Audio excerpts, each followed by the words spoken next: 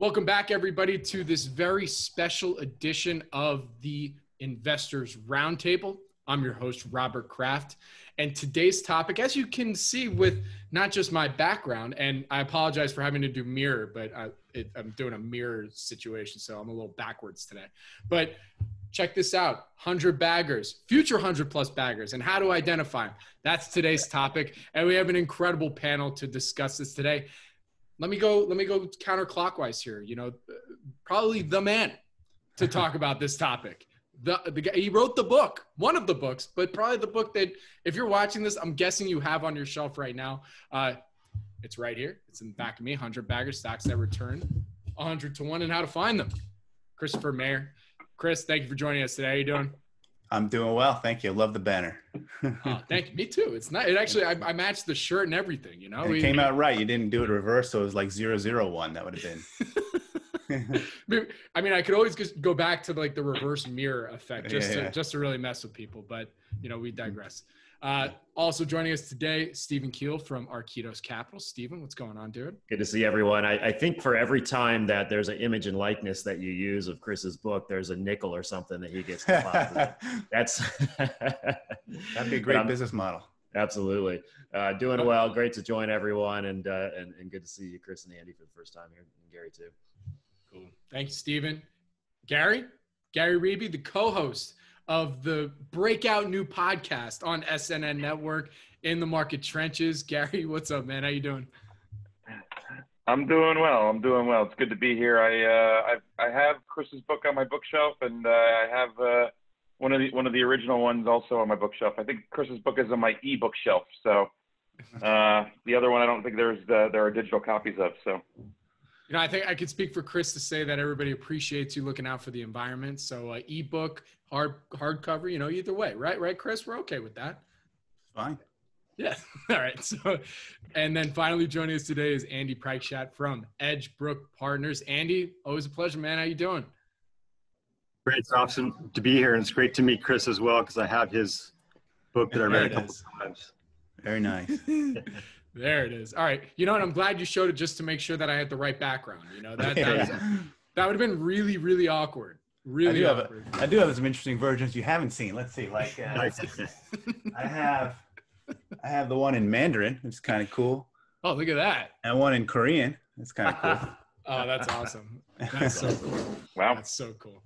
Yeah. Well, again, thank you all for joining me today. I figured we kick this off. So we have 3 new participants for the panel today. So before we get into the topic, I figured I'd get everyone's very quick take on how it's been for you guys thus far in 2020, or really maybe even just since kind of the pandemic really took hold. So, you know, Chris, let's start with you. Then we'll go to Gary and Andy, and then we'll get to today's topic.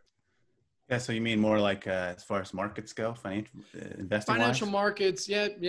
I mean, unless you want to go personally too. No, I mean, well, the biggest personal difference, of course, is working home this whole time, because I would be someone who should travel a lot, and I haven't been on a plane since March 3rd. So that's been very different. But then there's kind of a silver lining to that, because I find that talking to management teams is almost easier now. I probably talked to more management teams in the last 6 months than all last year, for sure. You know, I've had situations where you email a CFO in the morning and I'm talking to that afternoon, because he's not really doing that much either. I mean, it's got a lot more time because he's not traveling or whatever. So that aspect has been good. And then on the investing side, I think the biggest change for me is there actually has been quite a bit of turnover in my portfolio, because coming into this thing, I had quite a bit in travel and aviation, and forced a rethink on a lot of those ideas, which I'm sure we'll talk about as we get going. Absolutely. So before we follow up into that, everybody, let's get everyone's take. So, because I'm sure my brain's already moving with follow-ups to that. So let's go to Andy real quick. What's your quick take? Well, as you know, I've been doing microcap investing for about 15 years. But the last 2 years have been getting deeper into private equity, and I'm almost entirely software now as well. So you would think that these software investments would be doing reasonably well, in because of shift to digital. It's been accelerated with COVID. But our 2 private investments do have one has exposure to tourism, The other one has exposure to live events. So they both got slowed down. They're still growing, but kind of in a very small level versus the beginning of the year. So it's been somewhat challenging year for me. But I'm maintaining this focus on, software and consumer products. And I'm sure as we talk about some of these 100 or 1,000 baggers, a lot of them kind of fall in the recent ones fall into either software or consumer products. That's for sure. That's for sure. All right, Gary, real quick, what's your quick take? Yeah, so I mean, this has been a period of, I would say, just profound change. I mean, in the markets for sure, but working from home, we've been set up to work from home since we started our firm, and a lot of the time we did that, and so that hasn't really changed. I guess what's changed is the occupancy of my home day to day. So watching the my wife and my son, my 6-year-old, go all day, every day it's something. She deserves some sort of award for being able to put up with a 6-year-old version of myself the way that she does every day, and not taking more drastic measures. So. Oh man, that's too good. I like that. That's funny. I mean, yeah. I think I echo the same sentiments, not of the 6-year-old, but a 7.5-month-year-old. That's for sure. It's a lot of work, that, to say the least. And Steven, look, I know you've been on here. Like I said, you're pretty much a co-host at this point. So I mean, let's give your quick take too. Why not? Nickels. Yeah, give me some. So, I mean, it makes me laugh here because, the first thing we have to go to Andy, and like a 100-bagger isn't enough. He has to bring up a 1,000-bagger. When we'd be happy with a 10-bagger, we'd be happy with a 5-bagger. And this is the whole thing with a hedonistic treadmill, right? Mm-hmm. You go 5-bagger, nah, not good enough. 10-bagger, 100-bagger, 1,000-bagger. I mean, come on. Look, we like round numbers, okay? We should start with 10,000 baggers. Look, Chris wouldn't have sold. Look, hold on, Chris wouldn't have sold as many books if it was a just 27-bagger. Who wants a 27-bagger when you can get a 30-bagger? Come on. The sequel will be 1,000 baggers. How's that?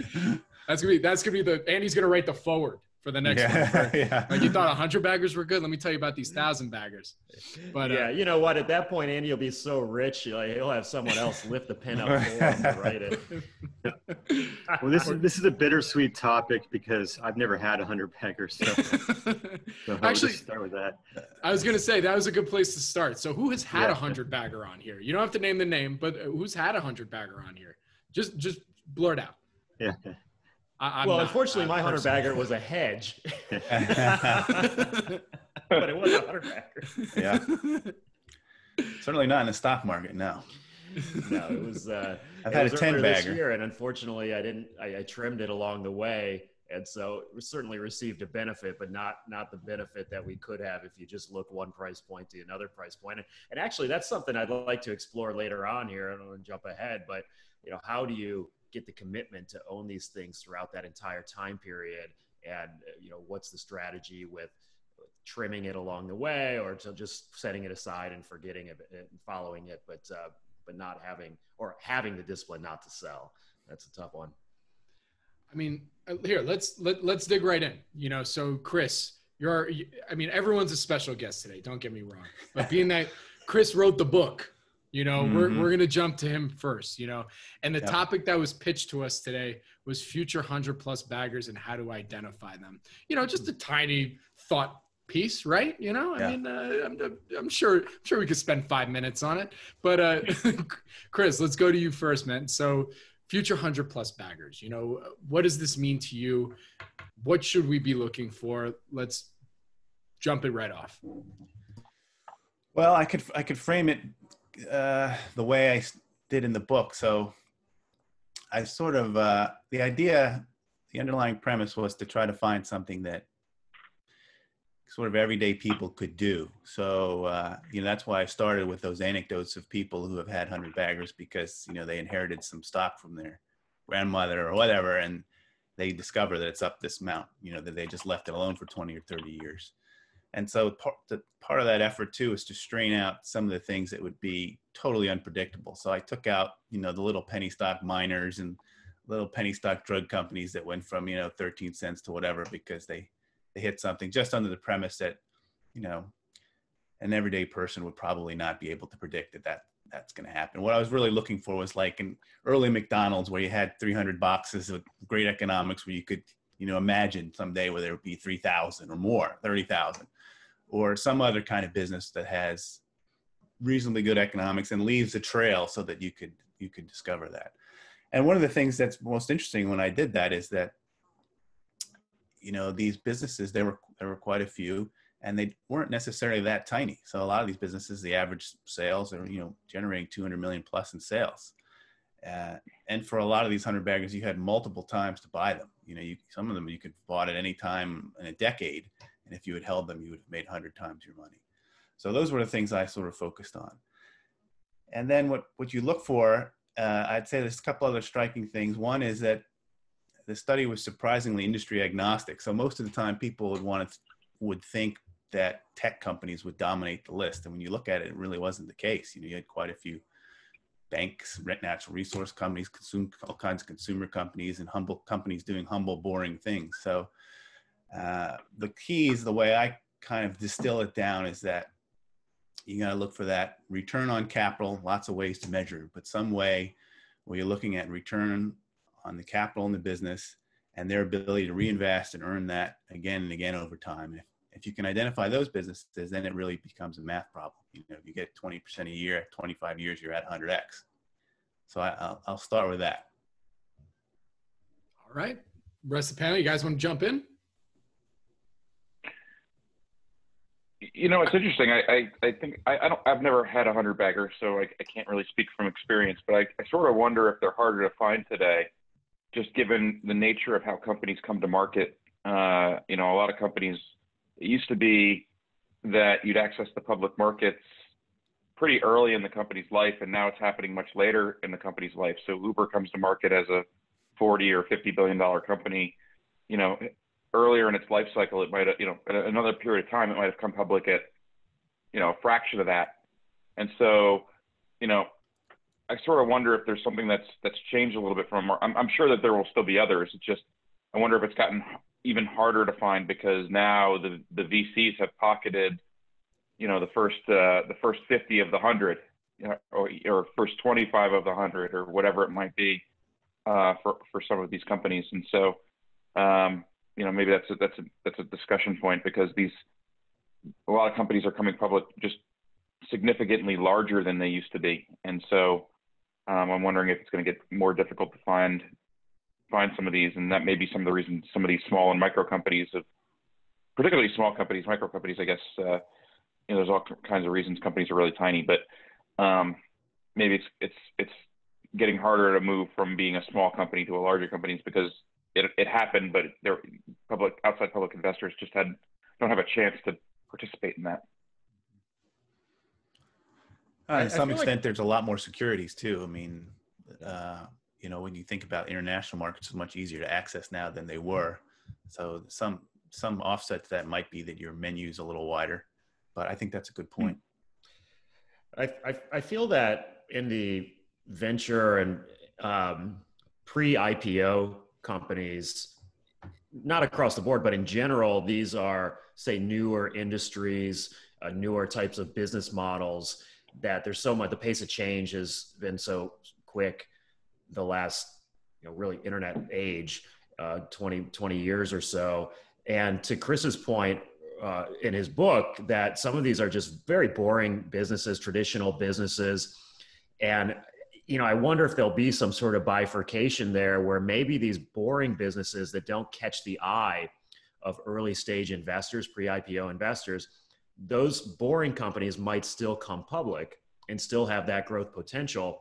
And, it doesn't even have to be the most boring thing. It could be like a Chipotle, right? Mm-hmm. Like you think of a company like that, that's probably not going to give venture money early on. I mean, it might, but it's not a new business model. And, it's all about access to capital. So if a smaller company is unable to kind of get access in the private markets and they become public because of that, and there's some sort of misunderstanding perhaps, or it's just out of favor where the private market investors are not as interested, it's not as sexy, so to speak. And that's how perhaps in the future, there could be these 100-bagger potentials. Maybe it pays to look at more of these boring businesses, quite frankly, in the public markets, at least, not the private markets, but in the public markets, because they were overlooked just because it's not as sexy for the private markets. Andy, you want to jump in? Well, I think just to put it broadly, I mean, to find the 100-bagger, you need three things, which is first, you need a super great business, whether it's boring or not. And second, you need a super great price. And that's either distress or being hated even, with big growth and in multiple and EPS in the future.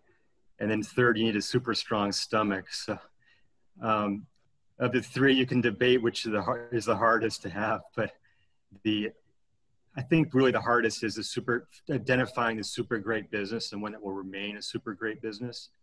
And what I'm challenged with is all these stories, the 100-baggers from the past, really may not apply to the future, because the whole definition of moat has probably changed post, say, 2005, because before 2005, it was really a supply side moats really was what drove these, meaning you had, you built a distribution network, mass marketing, economies of scale in production, manufacturing, a lot of the Coca-Colas and the textbook kind of cases that Buffett invested in. But post 2005, you have, now with the internet, you have all the cloud services, AWS, Shopify, mobile engagement, where you can basically develop a one-on-one relationship with the customer. So mass marketing is not really needed anymore. And then you have network intelligence, meaning you can capture data about your customers and even use AI to cultivate how you sell to them. So the supply side moat is kind of gone away, and now there's kind of a demand side moat is now in the future, is now today. So that's why it's hard to identify these super great businesses. Chris, can I ask you a question about these businesses? Sure. It's been a while since I've read your book or the book that preceded it by, I don't know, 40 or 50 years, however long it was. How many times did these businesses actually have to raise outside money? I don't know. That's a good question. Just intuitively, just because of familiarity with some of the names at the top, I would say almost never. Yeah. I mean, Microsoft and Home Depot and, those kinds of names never came back to the market and raised capital. One idea I would push back a little bit on from Andy would be that you need a great price. Because great price, you mentioned distress, and I certainly agree. If you get something super cheap like that, that helps. But sometimes great prices are revealed only retrospectively. I mean, you could have paid 40 times earnings for Starbucks and, easily made 100 times your money. Think about all the times, if you had bought Amazon when it looked crazy expensive in the last 20 years, you would have done very well. Or, we all could pull lots and lots of examples. So you do need a great price, but it's not a great price necessarily that you're going to see a low price earnings ratio today, for example. The real difficult thing. It's low price based on obviously future earnings. So right. Obviously you make money two ways, with the multiple expansion and the earnings growth. But that's right. I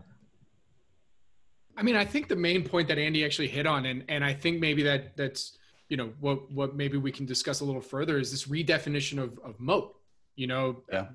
Back, not even 10 years ago, that definition was completely different, even when the book came out, and looking at some of these traditional businesses, had you held, for 5, 10, 15 years, even then it still was very difficult to tell whether or not they were going to get to where they did, so, how should we then think about moat and various moats these days, when considering looking at a company and going in with that mindset, like, I'm only looking for 100 baggers. I know that's, we're putting ourselves in a little shell there, but let's say we're only looking for 100 baggers. How should we be thinking about moats? Open it up to anybody. I have no answer.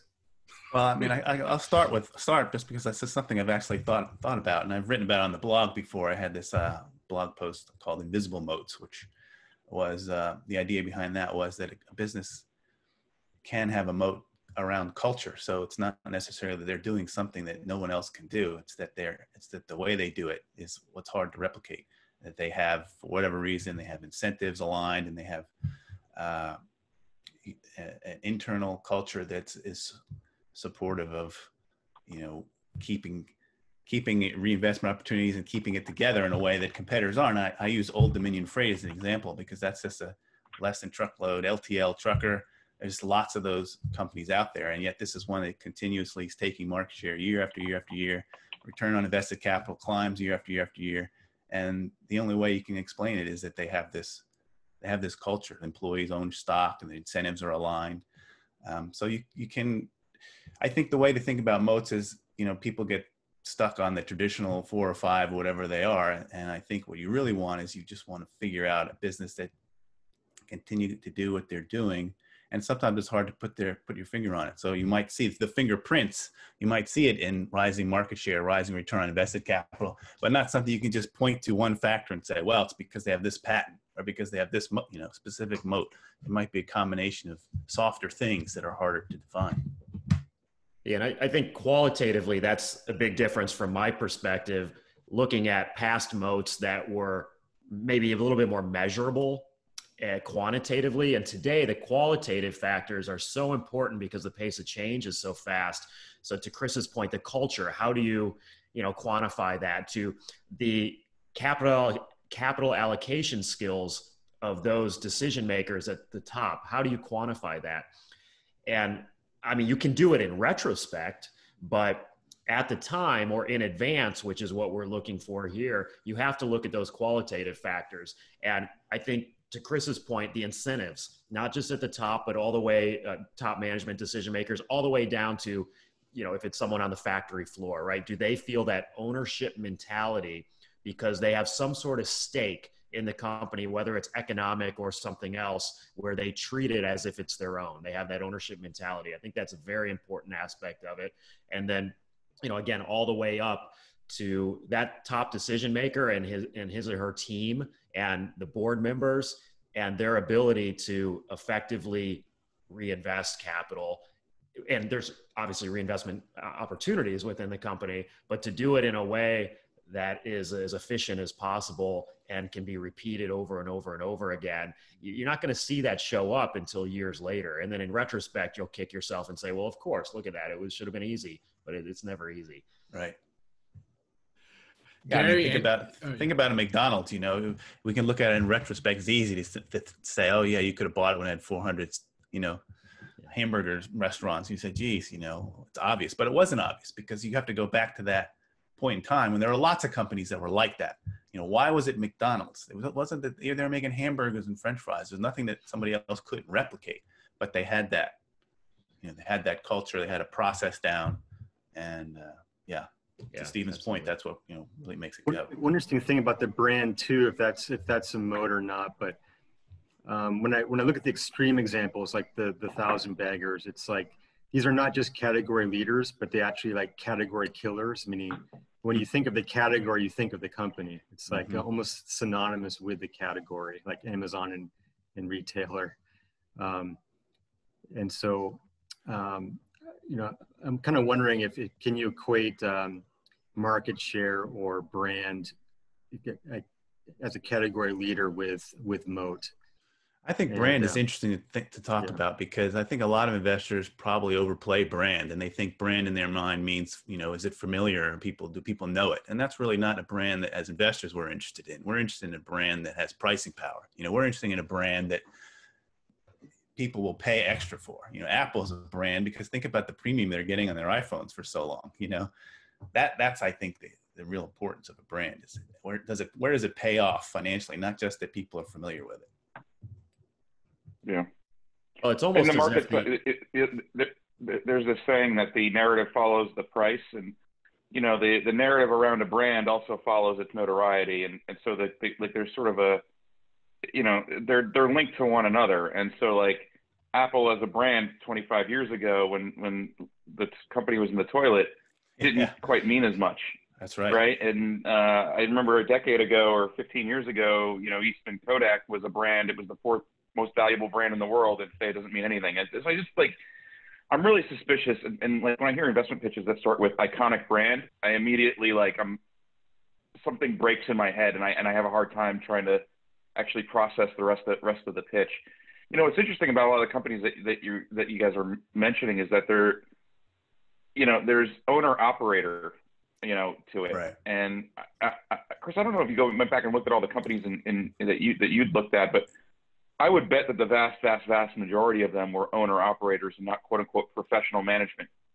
Yeah. And so, and I made that part of their criteria too. And I'm a little hesitant on that one, only because there are lots of exceptions of great companies that, for years and years didn't have anything, they had professional management, but at least in the beginning, you think about all the companies that are almost synonymous with an entrepreneur. If you think of Schwab, well, it's Charles Schwab. Walmart, well, Sam Walton. I mean, you could go matching up names with companies for quite a few of them that are on the list. But then there are always exceptions. Like you look at a Gillette, it's been a great business for a long time, but there hasn't been a family or an owner operator there for a long time. That one was driven just by a great model and a decision to kind of stick to a certain model that just paid off over time again and again. And I mean, probably the same is true of I don't know, something like a Coca-Cola or, but again, in the beginning, definitely. And even now you see things like Monster Beverage, there's entrepreneurs, there's owner operators behind it. So I think that's a good mark if you can find an owner operator. Yeah.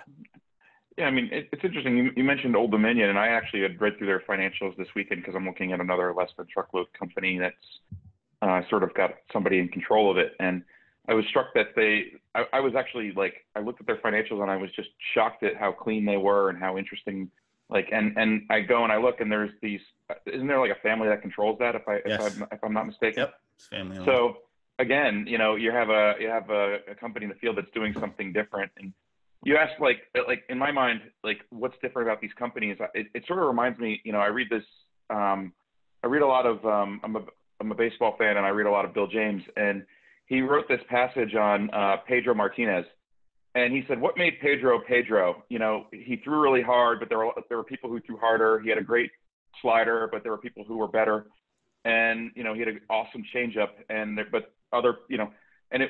wasn't any one thing. He said his explanation of Pedro was it was essentially a factorial.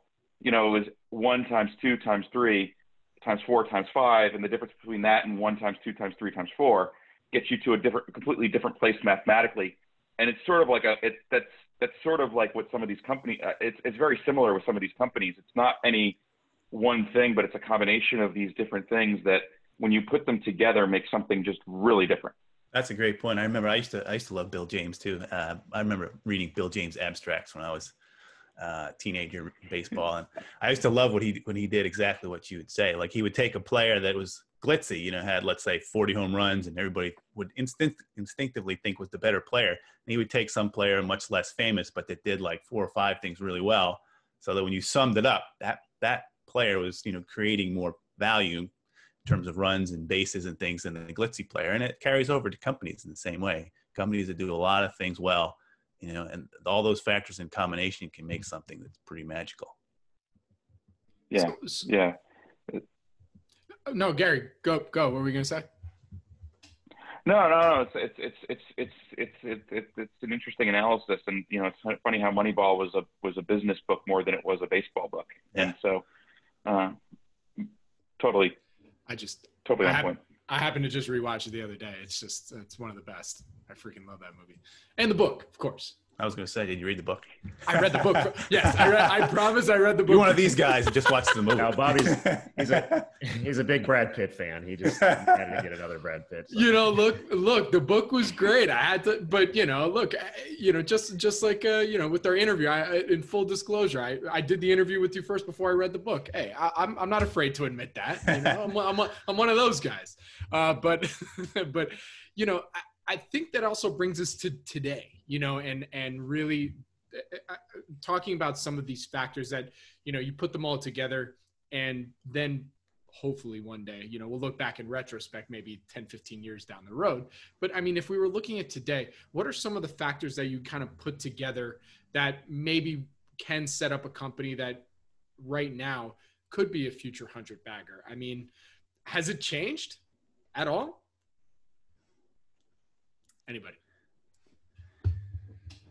Well, I say one thing, that's come home to me more is, the importance of that balance sheet, because we go through this period like with the pandemic. It's all fine to say you want to think long term, but you kind of got to get there. And if between now and then you can't survive it, or you got to raise capital, that's a big hit. So it was one of the, it's one of the filters I have, of course, is, you want to have balance sheet strength. And to your point about now, I think that's important because you're still in a very kind of uncertain environment about what will happen as far as future lockdowns and whatever. So, you definitely want to have something that has the financial staying power, not just a lot of these other financial characteristics, which I'm sure people will mention. I would say there's also an opportunity for some of these companies that may not have had any kind of culture moat. I mean, now is a perfect time really than ever for these companies to say, hey, look, let's really evaluate what our culture capital is, and maybe, not just obviously from a feel-good standpoint, of course, but, from a future growth standpoint, now is a good time to really invest in that. I mean, we've been seeing that across the board in so many companies. I'd also reiterate Steven's point, which I liked before when he was talking about the so-called boring companies. I mean, right now, you would say, the most expensive company, SaaS, anything, there's certain sexy points that people just love. And there's still really, really good businesses doing humble things that you probably could find something in reasonable value still. Yeah, you know what I love? I think there's some great opportunities overseas in some countries, especially Asia, where you've got some great demographics, and in Indonesia or the Philippines or something along those lines these are boring businesses that have been copied. They're copying kind of traditional US and European businesses. There's one, and they're family owned, right? So they've come to the market, but they're still owned 50, 60, 70% in some cases by the family, certainly controlled. But last year I had a trip to Asia and visited a number of these companies. There was a knockoff from Home Depot, right? In the Philippines, in Manila. It was great. They had eight units. They were looking to expand overseas. I'm not going to give the name right now, but they were looking to expand beyond. They very easily could expand to Indonesia. They very easily could expand to some other areas, Vietnam, Thailand, et cetera, where the demographics are tremendous for that type of company. So it's a boring company, and it's a traditional company. It's something that's been around for a while here in the US, but there it's new because there was not that history of home improvement on your own. Like you would have to do it, but you weren't going to the local store. It was a very fragmented market, right? And they're doing very well. They're family oriented. They've got great reinvestment opportunities. I think a company like that, from my perspective, who I'm not as attracted to kind of some of these more sexy tech like companies where there's, I don't want to say high risk, high reward, but it's just an area where there's a pace of change is faster, where, look, the Home Depot knockoff in the Philippines that has the potential to have 100 units, and right now they have 8. That's a business model you can understand. You can look back at previous examples of it, like Home Depot and others, and how it was rolled out. And, they're looking at that in the same way. And they're doing what worked for Home Depot and trying to avoid what didn't work, just in a different area and a different culture. My friend is basically investing in Asia for almost 20 years, and his go-to country is Indonesia. So he invests in the beverage companies there that benefit from the rising middle class. So I guess as you go from poverty to middle class, one of the first things you do is you open a bank account and you buy a beverage, a Coke or beer. So he invests in the financial companies and the beverage companies. And he has basically a 15% annualized net return for 20 years. I think if you can find those consumer product companies with a rising middle class, you can do well on those. Yeah, and layer it on. So you have a rising middle class, which is great. You have a younger average age, right, which is also great. You have increased access to capital and debt, okay, which is also great. And then you have tastes because of the international nature now they understand, okay, here's some sort of, whether it's a beverage, whether it's a, home improvement, whatever, they now have access there to business models that have worked in other parts of the world. Mm-hmm. And I think you combine those four things, and, there's cultural differences. There's always corporate governance. There's always political issues to deal with. And that's the risk for sure. But, look, you have a small piece of the portfolio, you get 100 bagger out of it. I mean, that's right. You're doing great. And I think it's worthwhile to take on a little bit of that exogenous risk from the company itself to have the opportunity for some of those long-term gains. And look, that's the area I'm looking at a little bit. I haven't done that historically, but the demographic area, the age, and all those factors that I just mentioned are really attractive. And that's what really the US was 50 years ago, right? I think one of the other interesting things when you talk about overseas companies like that, just to think about some of the ones that didn't work. Like I think about McDonald's. You remember Arcos Dorados, which went IPO. There was a lot of excitement around it because this was a company that had the Arcos Dorados means golden arches in Spanish. So it had all the McDonald's franchises for South America. And of course, that seems like an exciting story, but then a McDonald's in South America doesn't work quite the same way it does here. It's not the same price point.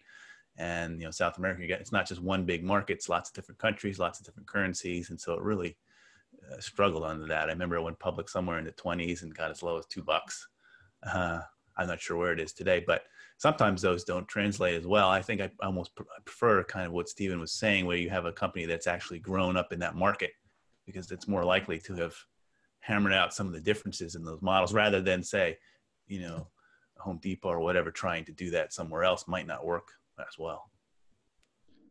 I mean, I would say on a personal note, the best McDonald's I've ever had was in Paris, but that's beside a Royale that's with cheese. Is that what you're going to tell us? Royale with cheese. That is correct. Look, in Europe though, the McDonald's are better. They have the McCafe thing. They don't really have cashiers. You can come up, everything's electronic.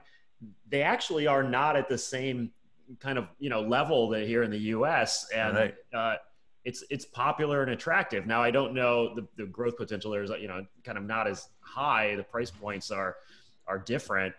But it is interesting that you see same brands, different geographies, and it typically doesn't work. I think to Chris's point, from my experience following some of these companies, it doesn't work. It's the local company that actually is just better at it.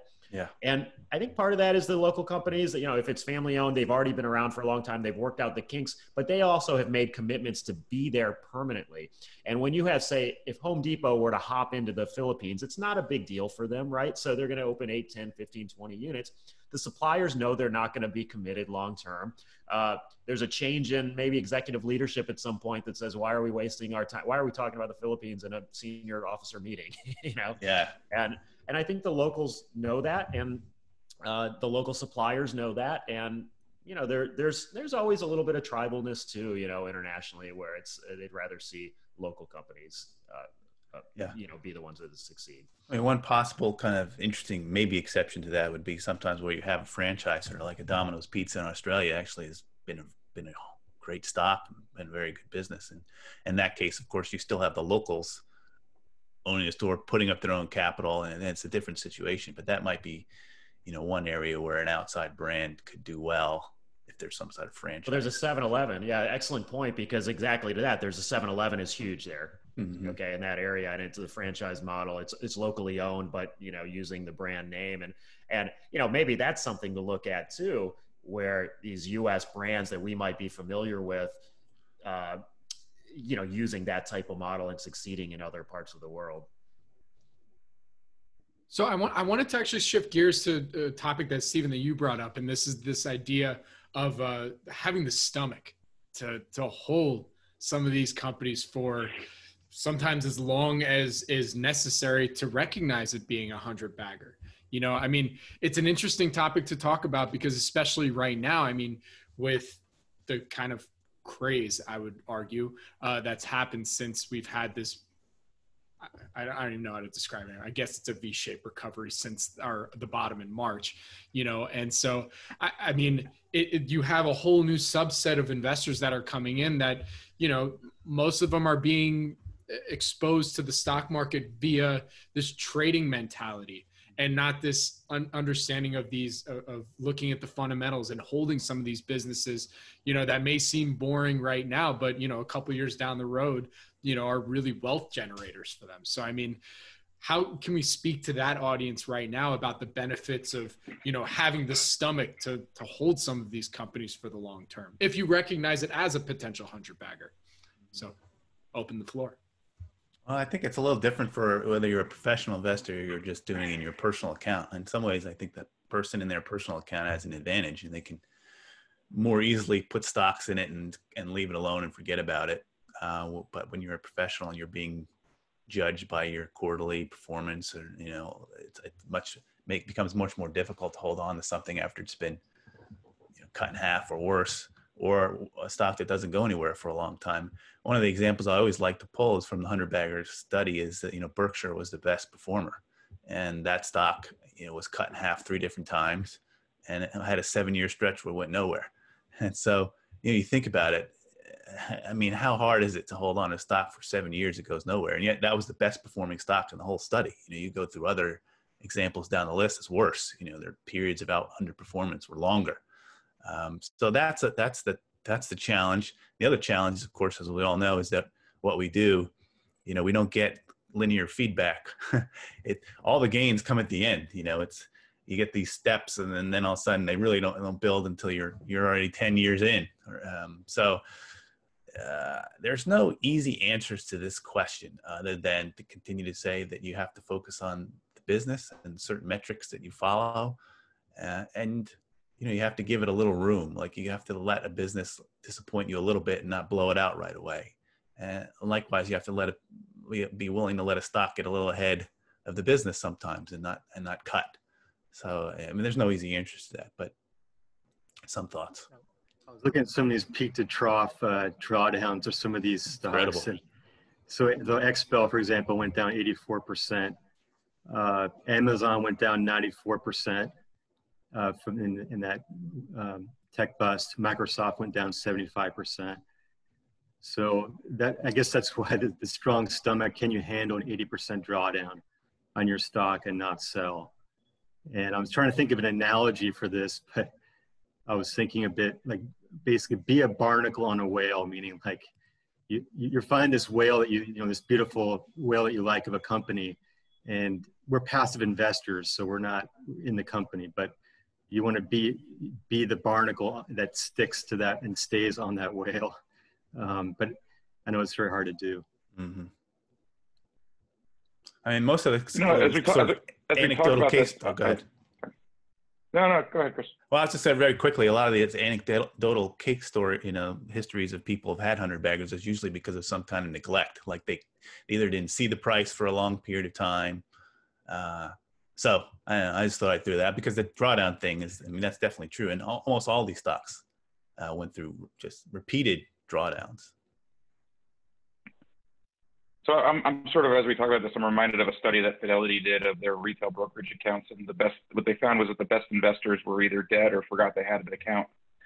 And so I think there's a certain element of that. And then also, just it's probably easier to do in a personal account than it is in, as a managing money professionally, because as a professional manager, you've got position size limits and all sorts of things like that. Like, if you were smart enough to go buy one of these, and it's appreciated a lot, I mean, you got to you have a professional obligation to do something about it. And so, that also, by the way, is why, a lot of these things don't move in a straight line, because as they happen and unfold, you've got a huge wave of professional investor behavior it's not a straight shot up. It's, they've got to do things because they've got position size limits or they think the stock's gotten ahead of itself. And so you sort of just have to make sure that, you can behave a little bit differently than that. And there's also this element of, I think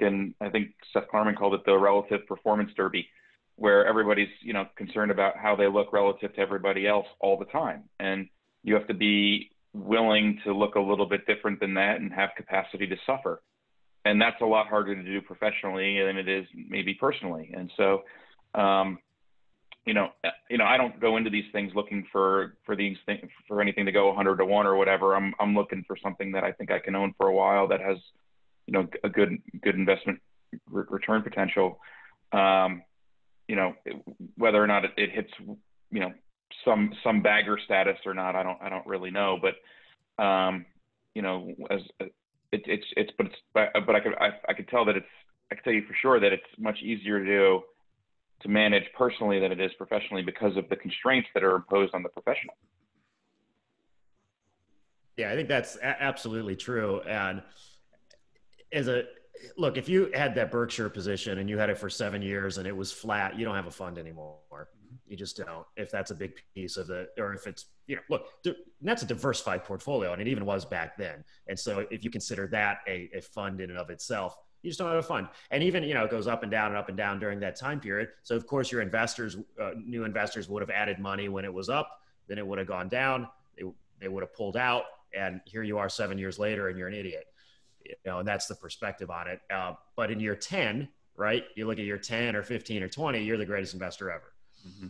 And that long-term perspective is the greatest advantage you can have. And as an individual investor, if you own those, you can sit there and just not think about it. You know, put it in the thing, say, this is a 20-year stock, this is a 10-year stock or company. And if it works, it works. If it doesn't, it doesn't work. But, you know, you got to be careful, like to Chris's point, you know, quarterly earnings come out. Okay, they weren't what you expected. Maybe they were a little disappointing. You can't just turn around and sell it. Sometimes you got to give it a year or two. And I think that's Buffett's greatest advantage is he's slow to sell. Now he's a little bit faster most recently, you know, but in earlier days, he would give that leash.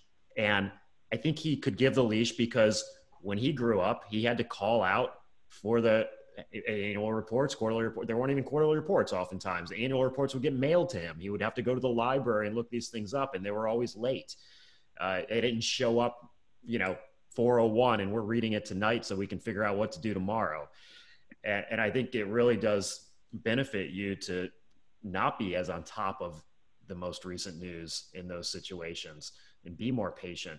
And as an individual investor, you can do that because, you know, you can have that internal confidence in and of yourself in that decision making. You can stomach the, you know, volatility and a fund structure. It's just very difficult to do with short-term reporting and mark-to-market type of things. I think being able to hold it and see through it, what's really important with that, and I've got a number of different stocks that in my portfolio that, you know, behave very differently than the market on a day-to-day basis. It's being able to see out a little bit further and have confidence and conviction in what you think something is or could be. And that's driven by, you know, what is the real, you know, what could this, you have to have some vision that's similar, I guess, to the management's vision, if they have one, on what something could be. And if you're not anchored, you got to anchor to that, but you also have to be very careful with that because there's also a possibility that you're wrong about it. But you have to have some idea of where you think this is really going. And that's actually, I think, the hardest thing of all is to see what something maybe could be. I mean, Tesla is a very popular one there, and the Tesla Q crowd on Twitter is very fierce and ferocious, and you know, it's a battleground stock. You know, and that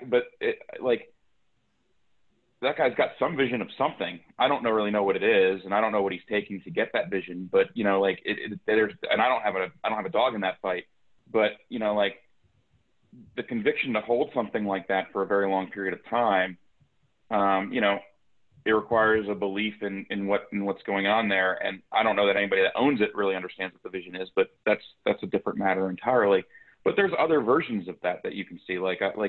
I'm involved in this very small Canadian insurance company where, like, I think I've got a good idea of what the vision is, and I think I know sort of how big the market they can tap is, and I sort of have an idea of what I think you know, it's sort of an open-ended reinvestment runway, and if you think that they can largely self-fund that, like, then you have a shot at doing pretty reasonably well.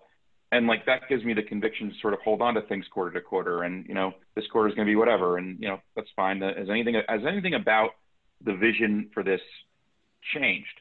And if the answer to that question is no, then I just sort of keep going with it. And that's really it. But, it behaves very differently. It's, it trades in Canada, not the US. It's something that's very difficult for us to do for somebody professionally. It's also very small. And all of these different things, make finding these things somewhat tricky and elusive. And I don't know what it's ultimately going to work out to be, if it's going to be a new story in Chris's next book or not. But, it's a combination of these things that sort of, I think makes, having something that's some kind of bagger at all possible. Right. Yeah. I mean, I would argue it's not just understanding the vision of management teams that you're looking to invest in, but actually it hits on another topic that was sent in via Twitter, where somebody asked us if, how does the world look for every individual in 2025? It's having your own thought process of, all right, well, what do I imagine the world being like, or what can it look like? Not just like Back to the Future, where we thought, we were going to all be on hoverboards. Well, it's clearly going to be an apocalypse and, zombies walking all over. I mean, of course. That's how we all felt in March. And then, oh, geez, it's different in May. Yeah. Short-term mentality. I guess it's having that discipline to look past the apocalypse. Okay, the apocalypse happened. All right, I went through it. Now, where's the flying car? But it kind of has, you kind of have to think about that a little bit as well when you're conceiving of, all right, well, especially thinking about a Tesla and maybe that long-term vision. Full disclosure, I'm not a shareholder or have a dog in that fight as well. You know what I mean? Almost like you don't. I think the easiest thing to think about it in the context of 2025 is what's going to be the same in 2025, rather than what's going to be different. Because what's going to be different in 2025 is sort of what I think you're making some prediction about how the world's going to change, which may or may not transpire. It may be easier to make a prediction about what may not change.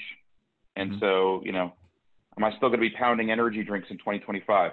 I don't know. I'm going to be 5 years older. Maybe my heart doctor says no, but is everybody else going to be pounding energy drinks in 2025? Steven for sure. He heard it. If we're going to continue to do this in 2025 and this morning, he's definitely going to be pounding it. Right into the vein. Yeah. Some of this I was going to say too, we have all this stuff about behavioral economics and behavioral finance. We're to some extent, moist robots, you push certain buttons, certain things going to happen. So, one of the things I think about sometimes when it comes to advertising is like, you just can't look at it, just can't see it.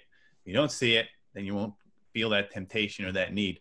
And when it comes to this, what the world's going to look like, for whatever reason, it's usually the sort of bearish, scary scenarios that dominate, and that's the ones that sometimes will come up with people, and they'll forward this to me and say, well, what do you think of this? And it'll be some guy laying out some catastrophic vision of what's going to happen.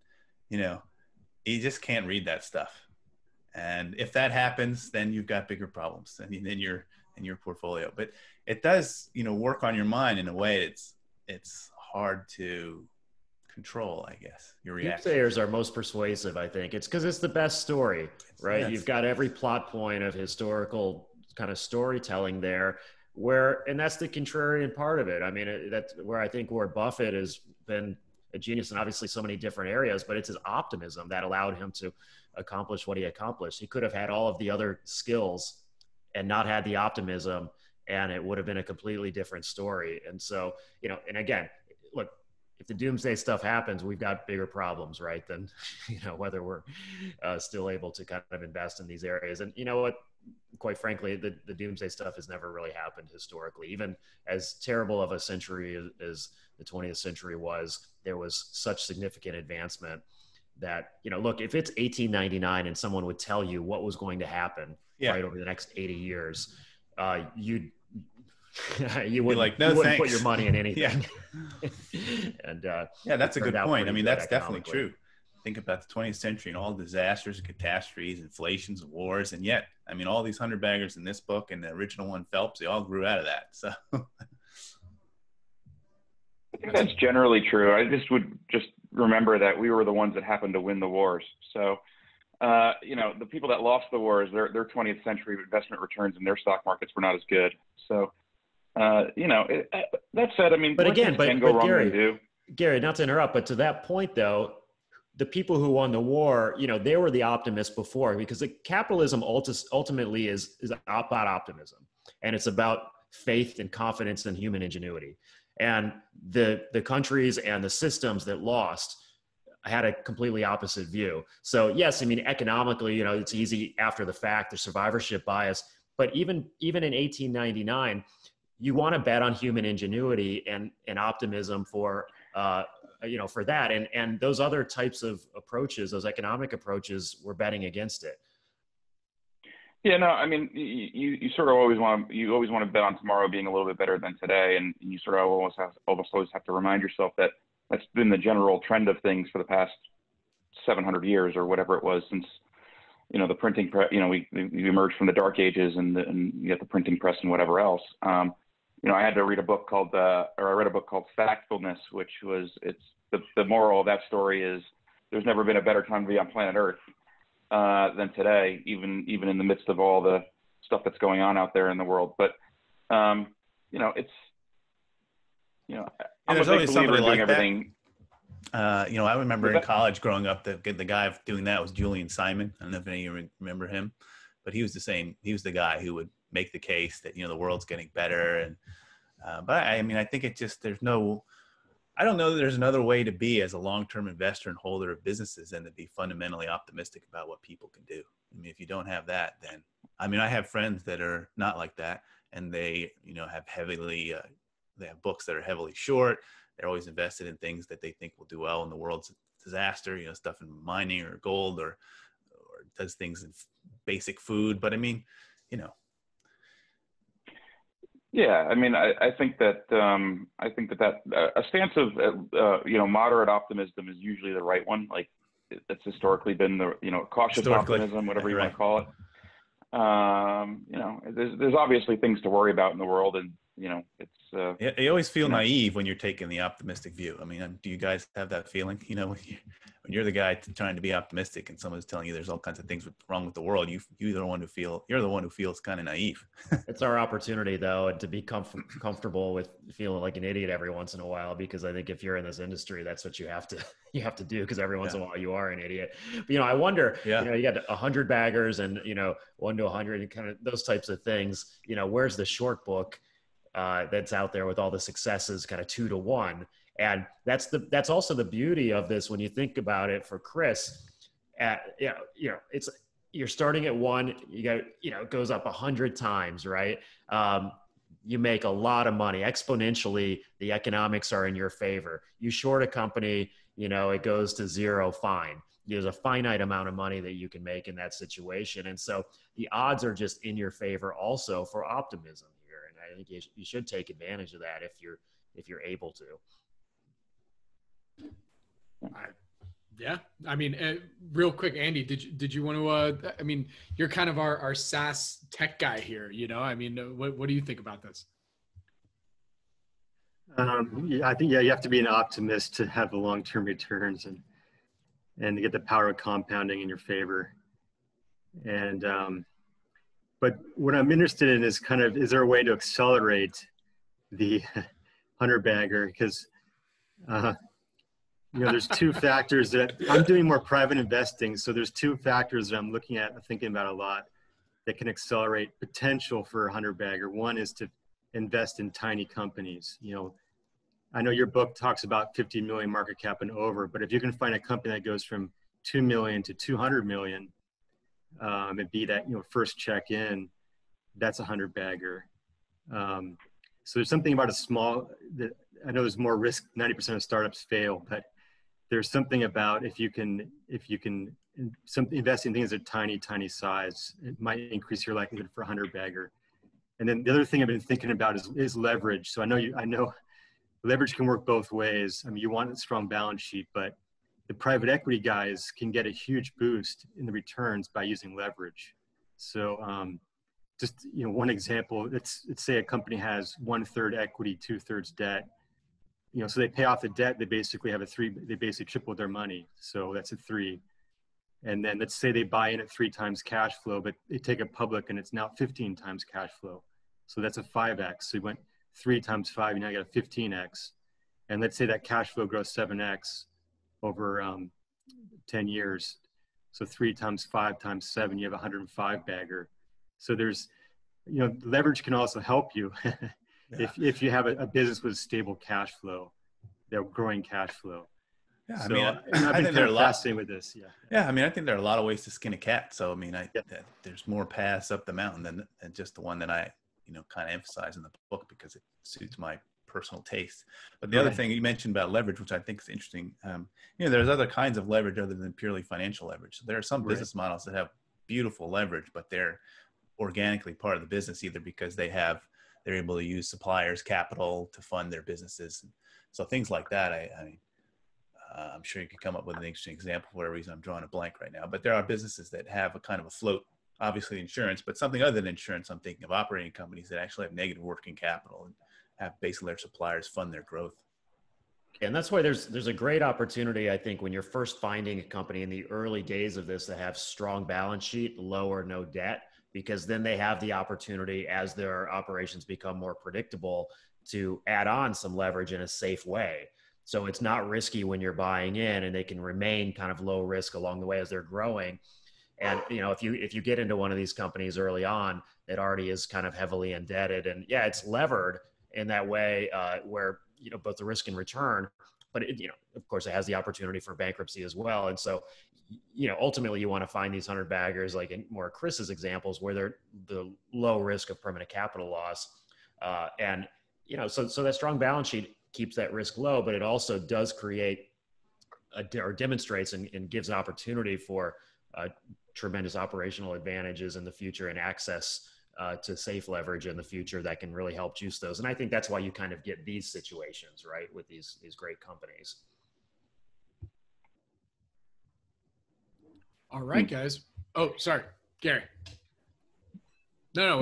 I would echo those comments, and I just think, thinking about just the financial characteristics of the business itself. I mean, we recently invested in a company that had, it's got almost $2 billion in sales, but only ever raised $50 million from outside investors before they became public. And like, you think about the sort of the cash conversion cycle and all of that other stuff. I almost think that's an important feature of one of these things, to be able to sort of self-fund the growth runway as they sort of eat the TAM. That's my only comment on the matter. All right, guys. Well, I think we're about rounding the bend here. So, I mean, I really appreciate everyone's joining in and all your thoughts on future 100+ baggers and how to identify them. So, I think a good way to close this out is to that question. Let's have a little bit of fun. What do you think your routine will look like? Let's not say 2025. Let's go 2030. Let's go 10 years out. How things you think might change and or not change, to Gary's point. So let's do that. Let's go clockwise this time. So Andy, what do you think? Well, I'm not putting you on the spot at all. I'm glad I'm not first. I'm glad I'm not first on that one. Yeah. Well, I'm studying these, trying to study extreme success. And I cultivate this list of 1,000 bagger case studies, and the 7 recent ones, 2 were consumer products, XPEL and Monster, and 5 are software with that operating leverage, as they scale. So, if I'm looking out 10 years from now, I still feel like there's going to be some new consumer product companies, perhaps just starting today, that have become 100 baggers. I think, as I mentioned before, I think there's demand side moats you can build that you couldn't build in the past, that basically a startup can almost build a brand. So I think there's going to be some 100 baggers in the consumer product category, and I think there's going to be more 100 baggers in the software. And as we talked before about the international investing, what's also fascinating is that a lot of these startups they're taking US ideas in software and they're taking them to Latin America, Mexico, India, And a lot of those will be 100 baggers. They're just replicating what is successful in the US and other countries in software.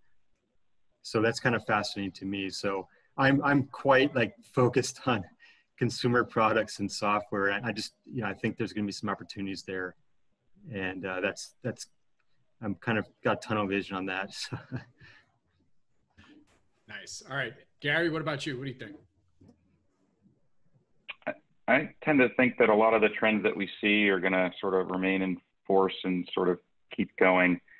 So, what are we going to see in 2025, 2030? I think these trends to more digital stuff, more digital consumption, those are going to be definitely in place. What's not going to change? I mean, people, by and large, people don't change as much as they think.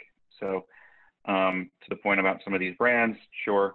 It seems to me that some of these startup brands, their whole goal is to be sold to one of these bigger CPG companies. Like that's the best version of it. I guess one or two of them have not done that, and they've become real standalones. But still, it's these things that things that are already in motion. I think are just going to sort of continue to be in motion in terms of the disruption that's going to happen. There's going to be disruption that happens, and it's you just got to be sort of always on the lookout for what it is and how it impacts the things that you're involved with. And I'd much rather be in bed with the disruptor than the disrupted. And so that's it for me. All right, Steven. Yeah, well, I try to live by that quote. It's he who lives by the crystal ball soon learns to eat ground glass. Yeah. So I'm afraid to even, make any predictions here one way or the other. But, I'll say I think our strategy, fundamental, bottom up, value oriented, whatever that definition is at the time, will, this is like a law, right? I think it's an investing type of law. It goes at various times. It seems like it's not in favor certain times, but ultimately it comes back to the law in the same way that, the Declaration of Independence cannot be improved upon. It just is. It's the end game. And that's the foundation for applying that for the rest of kind of society and the world in a positive way. And I think that our style of investing is similar to that. And so, it'll be there. It'll always be relevant. There'll always be companies that we can do well and take advantage on, whether the 100 baggers or just, little lowly 2 or 3 baggers, which I'm happy with as well. And, they'll be there in 10 years and 15 years. And I think our challenge is to stay disciplined to our approach during these periods when they're out of favor.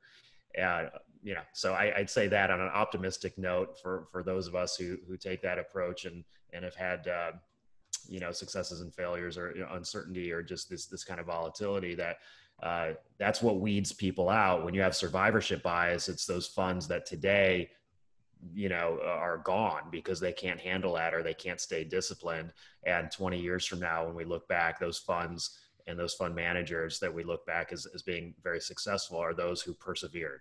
Because to Andy's point, all these famous, well-known fund managers and people like Buffett and others had those same periods and sometimes longer than what we've experienced so far. Well, I agree with what Steven says for sure. I think when you think about making a long-term prediction like to 2030, everybody, you want to extrapolate, and there's always a surprise that makes it, somewhere along the line. There's a 9/11 or there's a pandemic and it changes everything afterwards. And so, well, not definitely, but I mean, my prediction will be something like that. There'll be some kind of surprise in the next decade that will be a little quake in the line there will change everything afterwards.